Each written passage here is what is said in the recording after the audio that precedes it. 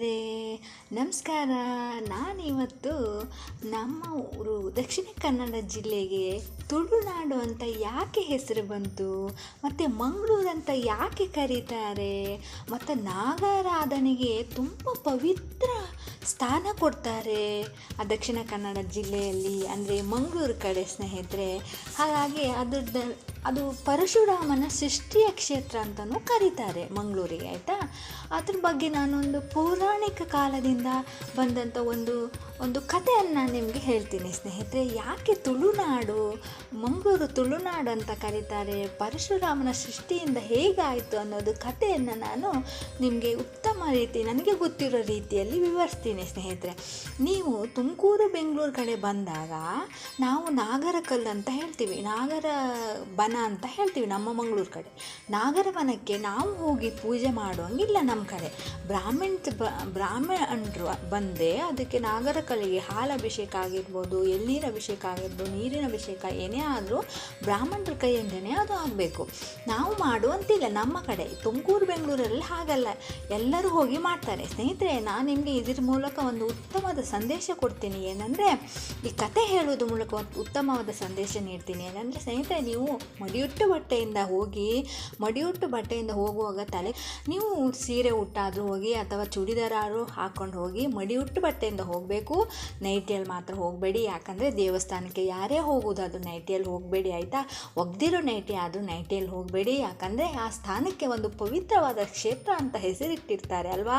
ಇವಾಗ ದೇವಿ ಸ್ಥಳಕ್ಕೆ ಹೋದರೆ ಬನಶಂಕರಿ ಅಥವಾ ಬೇರೆ ಯಾವುದಾದ್ರು ದೇವಿಗೆ ಹೆಸರಿರ್ತಲ್ವ, ಹಾಗೆ ಸ್ನೇಹಿತರೆ ಯಾವತ್ತೂ ನೈಟಿಯಿಂದ ಹೋಗಬೇಡಿ. ಹಾಗೆ ನಾನು ತುಳುನಾಡು ಅಂತ ಯಾಕೆ ಹೆಸರು ಬಂತು ನಮ್ಮ ಮಂಗಳೂರಿಗೆ ಅನ್ನೋದು ನಿಮ್ಗೆ ಹೇಳೋಣ ಸ್ನೇಹಿತರೆ. ತುಳುನಾಡು ಪರಶುರಾಮನ ಸೃಷ್ಟಿ ಹೇಗೆ, ಮತ್ತು ತುಳುನಾಡಿನಲ್ಲಿ ನಾಗದೇವರಿಗೆ ವಿಶೇಷ ಪೂಜೆ ಕೊಡುತ್ತಾರೆ ಸ್ನೇಹಿತರೆ. ತುಳುನಾಡು ಪರಶುರಾಮನ ಸೃಷ್ಟಿ. ಪರಶುರಾಮ ಕ್ಷತ್ರಿಯರ ಹತ್ಯೆಯನ್ನು ಮಾಡುತ್ತಿದ್ದ. ತನ್ನ ಕೊಡಲಿಯನ್ನು ಹಿಡಿದುಕೊಂಡು ಪಶ್ಚಿಮ ಘಟ್ಟದ ಸಹ್ಯಾದ್ರಿ ತಪ್ಪಲಿನಲ್ಲಿ ಬರುತ್ತಿರುವಾಗ ತಾನು ಮಾಡಿದ ಕೊಲೆಗಳಿಗೆ ಬೇಸರಗೊಂಡು ತನ್ನ ಆಯುಧಗಳನ್ನು ತ್ಯಜಿಸುತ್ತಾನೆ. ಅಂದರೆ ತಾನು ಮಾಡಿದ ಪಾಪಕರ್ಮಗಳನ್ನು ಅವನು ನೆನಪು ಮಾಡಿಕೊಂಡು ಇನ್ನು ಮುಂದೆ ನಾನು ಕ್ಷತ್ರಿಯರ ಹತ್ಯೆ ಮಾಡಬಾರ್ದು ಅಂತ ಮನಸ್ಸಿನಲ್ಲಿ ಸಂಕಲ್ಪ ಮಾಡಿ, ನಾನು ಯಾವುದೇ ಕಾರಣಕ್ಕೂ ಕೆಟ್ಟ ದಾರಿಯಲ್ಲಿ ಹೋಗಬಾರ್ದು, ಒಳ್ಳೆ ದಾರಿ ಹಿಡಿಬೇಕು ಅಂತ ಹೇಳಿಬಿಟ್ಟು ತಾನು ಮಾಡಿದ ಕೊಲೆಗಳ ಬಗ್ಗೆ ಬೇಸರ ಮಾಡಿಕೊಂಡು ತನ್ನ ಆಯುಧವನ್ನು ತ್ಯಜಿಸುತ್ತಾರೆ, ಅಂದರೆ ಬಿಟ್ಟುಬಿಡ್ತಾರೆ. ತನ್ನಲ್ಲಿರುವ ಕ್ಷತ್ರ, ಅಂದರೆ ಅವರು ಇದು ಕೊಡ್ಲಿ ಅಂತಾರೆ, ಆ್ಯಕ್ಸ್ ಅಂತಾರೆ ಇಂಗ್ಲೀಷಲ್ಲಿ, ಕನ್ನಡದಲ್ಲಿ ಕೊಡಲಿ, ಅದನ್ನು ಉಪಯೋಗಿಸ್ತಿದ್ರು ಸ್ನೇಹಿತರೆ. ಅದನ್ನು ನಾನು ಬಿಟ್ಟುಬಿಡ್ತೀನಿ, ಇನ್ನು ಮುಂದೆ ನಾನು ಕ್ಷತ್ರಿಯರ ಹತ್ಯೆಯನ್ನು ಮಾಡುವುದಿಲ್ಲ ಅಂತ ಪರಶುರಾಮನು ತನ್ನ ಮನಸ್ಸಿನಲ್ಲಿ ಸಂಕಲ್ಪ ಮಾಡಿಕೊಳ್ತಾರೆ. ಅವರು ಹಾಗೆ ತನ್ನ ಆಯುಧಗಳನ್ನು ತ್ಯಜಿಸಿ ನಿಧಾನ ತೆರಳುತ್ತಾರೆ. ಅಂದಿನ ಕಾಲದಲ್ಲಿ ತುಳುನಾಡು ನೋಡಿ, ಅಂದಿನ ಕಾಲದಲ್ಲಿ ಅಂದರೆ ಪೌರಾಣಿಕ ಕಾಲದಲ್ಲಿ ಸ್ನೇಹಿತರೆ ನಾನು ಹೇಳ್ತಾ ಇರೋದು, ಅಂದಿನ ಕಾಲದಲ್ಲಿ ತುಳುನಾಡು ಸಮುದ್ರದ ತೆಕ್ಕೆಯಲ್ಲಿತ್ತು. ಬಯಲುಗಳಲ್ಲಿ ನೀರು ತುಂಬಿಕೊಂಡು ಗುಡ್ಡಗಳು ಅಲ್ಲಲ್ಲಿ ಕುದ್ರುವಿನಂತೆ ಸಮುದ್ರದ ಮಧ್ಯೆ ತಲೆ ಎತ್ತಿ ನಿಂತಿದ್ದವು. ತಾನು ಸಹ್ಯಾದ್ರಿ ಪರ್ವತದಲ್ಲಿ ನಿಂತು ತನ್ನ ಕೊಡಲಿಯನ್ನು ಬೀಸಿ ಎಸೆಯುತ್ತೇನೆ, ಕೊಡಲಿ ಎಲ್ಲಿಗೆ ಹೋಗಿ ಬೀಳುತ್ತದೆಯೋ ಅಲ್ಲಿಯವರೆಗೆ ಹಿಮ್ಮುಖವಾಗಿ ಚಲಿಸುವಂತೆ ಸಮುದ್ರದ ಒಡೆಯನಾದ ವರುಣದೇವನನ್ನು ಬೇಡುತ್ತಾರೆ. ಯಾರು? ಪರಶುರಾಮರು. ಮಹಾಕೋಪಿಯಾದ ಪರಶುರಾಮನಿಗೆ ಇಲ್ಲ ಎಂದು ಹೇಳಲು ವರುಣದೇವರಿಗೆ ಸಾಧ್ಯವಾಗುವುದಿಲ್ಲ. ಆದರೆ ಸಮುದ್ರ ಹಿಮ್ಮುಖವಾಗಿ ಚಲಿಸಿದರೆ ಉಪ್ಪು ಮೆತ್ತಿಕೊಂಡಿರುವ ಜಾಗ ಯಾವುದೇ ವಾಸಕ್ಕೆ ಯೋಗ್ಯವಾಗಿರುವುದಿಲ್ಲ, ಅದರಲ್ಲಿ ಒಂದು ಹುಲ್ಲು ಕಡ್ಡಿಯೂ ಬೆಳೆಯುವುದಿಲ್ಲ, ಬರಡು ಭೂಮಿಯಾಗಿರುತ್ತದೆ ಎಂದು ವರುಣದೇವ ಪರಶುರಾಮನಿಗೆ ವಿವರಿಸುತ್ತಾರೆ ಸ್ನೇಹಿತರೆ. ತಾನು ಪಡೆದುಕೊಂಡಿದ್ದು ಬರಡು ಭೂಮಿ ಅನ್ನೋದು ತಿಳಿದುಕೊಂಡು ಪರಶುರಾಮ ಸರ್ಪರಾಜನಾದ ವಾಸುಕಿಯನ್ನು ತಪಸ್ಸಿನ ಮೂಲಕ ಒಲಿಸಿಕೊಳ್ಳುತ್ತಾರೆ. ನಿಮಗೆ ಗೊತ್ತು, ಇಡೀ ಭೂಮಂಡಲವನ್ನು ಹೊತ್ತಿದ್ದೇ ಸರ್ಪರಾಜ ಅನ್ನೋದು ನಿಮ್ಗೆ ಈಗಾಗಲೇ ಗೊತ್ತಿದೆ ಅಲ್ವಾ. ಹಾಗಾಗಿ ಸರ್ಪರಾಜನಾದ ವಾಸುಕಿಯನ್ನು ಕರೆದು ತಾನು ಪಡೆದ ಭೂಮಿಗೆ ಸರ್ಪಗಳನ್ನು ಕಳಿಸಿಕೊಡುವಂತೆ ಬೇಡಿಕೊಳ್ಳುತ್ತಾರೆ. ಸರ್ಪರಾಜ ವಾಸುಕಿ ಒಪ್ಪಿಕೊಳ್ಳುತ್ತಾನೆ. ಲಕ್ಷ ನಾಗಸರ್ಪಗಳು ಭೂಮಿಗೆ ಬಂದಿಳಿಯುತ್ತವೆ. ಈಗ ಇಳಿದ ಸರ್ಪಗಳು ಸುಮ್ಮನಿರುವುದಿಲ್ಲ.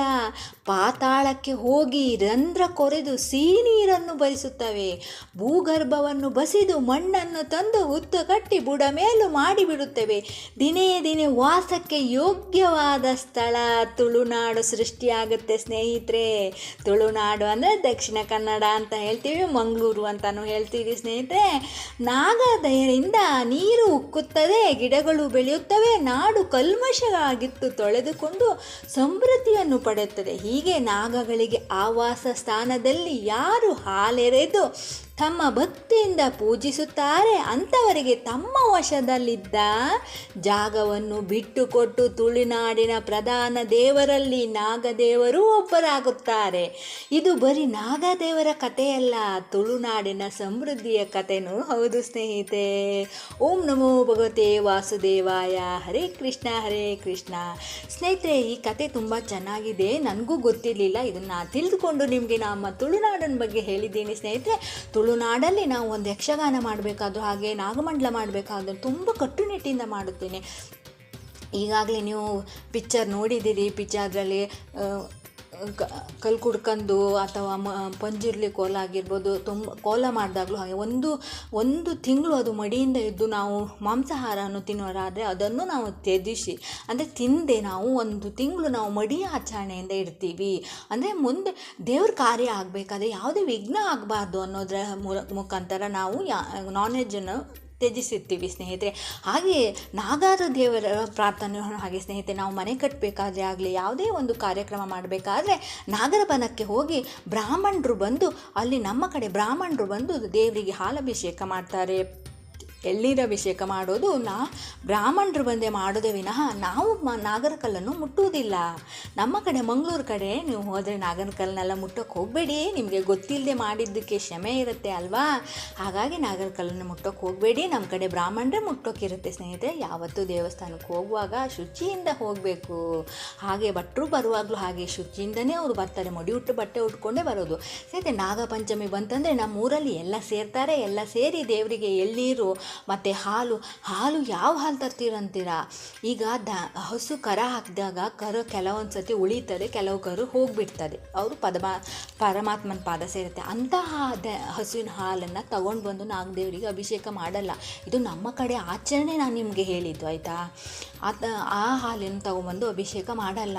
ಹೊಸ ಇರೋ ಕರು ಇರೋ ಹಸುದ ಹಾಲನ್ನೇ ತಗೊಂಬರ್ತಾರೆ. ನಮ್ಮ ಕಡೆ ದನ ಅಂತಾರೆ ಆಯಿತಾ, ಈ ಕಡೆ ಹಸು ಅಂತ ಹೇಳೋದು. ಹಾಗಾಗಿ ಹಸು ಇರೋ ಕರದ್ದು ಹಾಲನ್ನೇ, ದನದ ಹಾಲನ್ನೇ ತಗೊಬಂದು ಹಾಲು ಅಭಿಷೇಕ ಮಾಡ್ತಾರೆ, ಏನೋ ಎಳ್ನೀರು ಅಭಿಷೇಕ ಮಾಡ್ತಾರೆ. ಅದಕ್ಕೆಲ್ಲ ನಮ್ಮ ಕಡೆ ಬ್ರಾಹ್ಮಣರು ಬೇಕಿರ್ತಾರೆ. ಹಾಗಾಗಿ ಬ್ರಾಹ್ಮಣರಿಗೂ ನಮ್ಮ ಕಡೆ ತುಂಬ ಪ್ರಾಮುಖ್ಯತೆ ಕೊಡ್ತೀವಿ. ಯಾಕಂದರೆ ಒಂದು ದೇವಸ್ಥಾನದ ಒಳಗಡೆ ಅವರಿಗೆ ಹೋಗಿ ಪೂಜೆ ಮಾಡುವಂಥ ಅವಕಾಶ ಇರುತ್ತೆ. ನಾವು ಹೋಗಿ ಪೂಜೆ ಮಾಡೋ ಅವಕಾಶ ನಮಗಿರುವುದಿಲ್ಲ. ನಮ್ಮ ಕಡೆ ನೀವು ಮಂಗಳೂರು ಕಡೆ ಬಂದರೆ ಹೇಳಿದ್ದು ಆಯಿತಾ. ನಾನು ಹೇಳೋದು ಒಂದೇ ಸ್ನೇಹಿತರೆ, ಇವಾಗ ಎಷ್ಟೋ ಜನರಿಗೆ ಮಕ್ಕಳಾಗದೇ ಇರೋ ಸಮಸ್ಯೆ ಸ್ನೇಹಿತರೆ. ಕೆಲವೊಂದು ಸತಿ ನಮ್ಮ ಜಾತಕದಲ್ಲಿ ಆಗಿರ್ಬೋದು ಅಥವಾ ನಮ್ಮ ದೇಹದ ಪರಿಸ್ಥಿತಿಯಲ್ಲಿ ನಮಗೆ ಎಷ್ಟು ಮೆಡಿಷನ್ ಮಾಡಿದರೂ ಅದರಿಂದ ಉಪಯೋಗ ಸಿಗ್ತದೆ. ನಮಗೆ ಒಂದು ಮಗು ಬೇಕಂತ ಆಸೆ ಪಡ್ತಾರೆ ಎಷ್ಟೋ ಜನ ತಾಯಂದಿರಿಗೆ ನಾನು ಹೇಳ್ತಾ ಇರೋದು ಸ್ನೇಹಿತರೆ.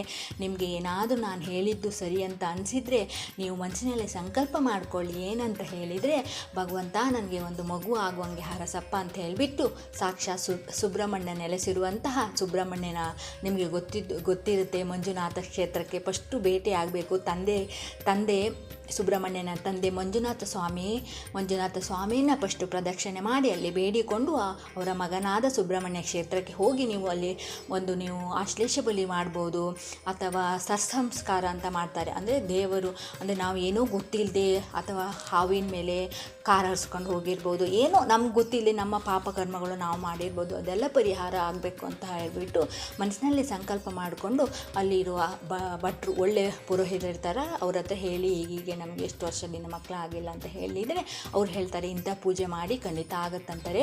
ಕೆಲವರು ತುಲಾಭಾರ ಅಂತ ಹರಕೆ ಹೊತ್ಕೊಳ್ತಾರೆ. ಇನ್ನೇನು ನಿಮಗೆ ಹೇಗಾಗುತ್ತೋ ಆ ಥರ ಅನುಕೂಲ ದೇವ್ರು ಮಾಡಿಕೊಡ್ತಾನೆ. ಖಂಡಿತ ನೀವು ದೇವರಲ್ಲಿ ಬೇಡಿ ಹೋಗಿ ಪ್ರಾರ್ಥನೆ ಮಾಡಿ, ಖಂಡಿತ ದೇವರು ಮಕ್ಕಳಿಲ್ಲದವರಿಗೆ ಒಂದು ಮಡ್ಲಿಗೆ ಮಕ್ಕಳನ್ನು ಹಾಕ್ತಾರೆ ಸ್ನೇಹಿತರೆ. ಇದು ನಾನು ಯಾಕಂದರೆ ಕೆಲವೊಂದು ಸತಿ ನಮ್ಮ ಹಣೆ ಬರದಲ್ಲಿ ಬರೆದಿರುತ್ತೆ, ಇಂಥ ದೇವರ ಆರಾಧನೆ ಮಾಡಿಯೇ ನಿಮಗೆ ಮಗು ಆಗಬೇಕು ಅನ್ನೋದು ನಮ್ಮ ಹಣೆ ಬರದಲ್ಲಿ ಬರೆದಿರುತ್ತಲ್ವ ಸ್ನೇಹಿತರೆ. ಹಾಗಾಗಿ ನಿಮಗೆ ಆ ಥರ ಭಾಗ್ಯ ದೇವರು ಕರುಣಿಸಿದರೆ ತುಂಬ ಒಳ್ಳೆಯದಲ್ವ ಸ್ನೇಹಿತರೆ. ಹಾಗಾಗಿ ನೀವು ಸುಬ್ರಹ್ಮಣ್ಯ, ನೀವು ಆಶ್ಲೇಷ ಬಲಿ ಕೊಡೋದಾಗಲಿ, ಏನೇ ಒಂದು ನಾಗಂತೂ ಏನಾದರೂ ಕಾರ್ಯ ಮಾಡಬೇಕಾದ್ರೆ ನೀವು ಸುಬ್ರಹ್ಮಣ್ಯ ಕ್ಷೇತ್ರದಲ್ಲಿ ಹೋಗಿ ಮಾಡಿ. ಯಾಕಂದರೆ ಸಾಕ್ಷಾತ್ ಸುಬ್ರಹ್ಮಣ್ಯ ಕ್ಷೇತ್ರದಲ್ಲಿ ನಾಗದೇವರು ಇರ್ತಾರೆ.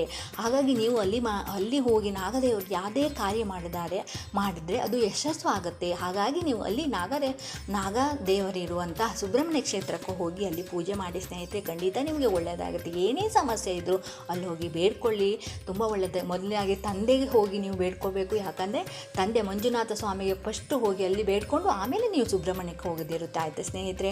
ಮತ್ತು ಯಾವತ್ತೂ ನೀವು ದೇವಸ್ಥಾನಕ್ಕೆ ಹೋಗಬೇಕಾದ್ರೆ ಚೂಡಿದಾರ ಅಥವಾ ಸೀರೆಯಿಂದನೇ ಹೋಗಿ. ಮನೆ ಹತ್ತಿರ ದೇವಸ್ಥಾನ ಇದೆ ಅಂಥೇಳಿ ನೈಟಿಯಲ್ಲಿ ಹೋಗಬೇಡಿ, ಆಯಿತಾ. ಮತ್ತು ಕೂದಲೆಲ್ಲ ಬಿಚ್ಚಿ ಹಾಕ್ಕೊಂಡು ನಾಗದೇವ್ರ ಬನಕ್ಕೆ ಅಥವಾ ನಾಗದೇವ್ರ ಕಲ್ಲಿಗೆ ಸುತ್ತ ಹಾಕೋಕ್ಕೆ ಹೋಗಬೇಡಿ. ಕೂದಲೆಲ್ಲ ಬಿಚ್ಚಿ ಹಾಕ್ಕೊಂಡು ನಾಗದೇವ್ರ ಬನಕ್ಕೆ ಹೋಗಬಾರ್ದು ಸ್ನೇಹಿತರೆ. ಅದು ನಾವು ಈಗ ಮಾಡಿದ್ದು ಗೊತ್ತಾಗಲ್ಲ, ಮುಂದಿನ ಜನ್ಮದಲ್ಲಿ ಹೋಗ್ತಾ ನಮಗೆ ಅದು ಪಾಪಕರ್ಮ ಎಲ್ಲ ಬರೋಕ್ಕೆ ಶುರುವಾಗುತ್ತೆ ಸ್ನೇಹಿತರೆ. ಅದು ನಾವು ಬೇಕಂತ ಮಾಡೋದಲ್ಲ, ತಿಳಿದೇ ಮಾಡೋದಾದರೂ ಕೆಲವೊಂದು ವಿಚಾರ ತಿಳಿದುಕೊಂಡು ಮಾಡಿದಾಗ ತುಂಬ ಉತ್ತಮ ಆಗುತ್ತೆ ಅಂತ ನಾನು ಈ ಒಂದು ಸನ್ನಿವೇಶದಲ್ಲಿ ಹೇಳಲು ಬಯಸ್ತೀನಿ ಸ್ನೇಹಿತರೆ. ತಪ್ಪಾದರೆ ನನ್ನ ಮಾತಲ್ಲಿ ಏನಾದರೂ ಯಾರಿಗಾದರೂ ಬೇಸರ ಆದರೆ ಕ್ಷಮಿಸಿ ಸ್ನೇಹಿತರೆ. ನಾನು ಆಡಿರೋ ಮಾತು ಸರಿ ಅನಿಸಿದರೆ ಒಂದು ಲೈಕ್ ಕೊಟ್ಟು ಚಾನಲ್ನ ಸಬ್ಸ್ಕ್ರೈಬ್ ಮಾಡ್ಕೊಳ್ಳೋದು ಮಾತ್ರ ಮರಿಬೇಡಿ ಸ್ನೇಹಿತರೆ. ಸರಿ ಆಗಿದ್ದರೆ ಹೋಗ್ಬಿಟ್ಟು ಬರಲ್ಲ ಸ್ನೇಹಿತರೆ. ಓಂ ಶ್ರೀ ವೈಭವಲಕ್ಷ್ಮಿಯೇ ನಮಃ.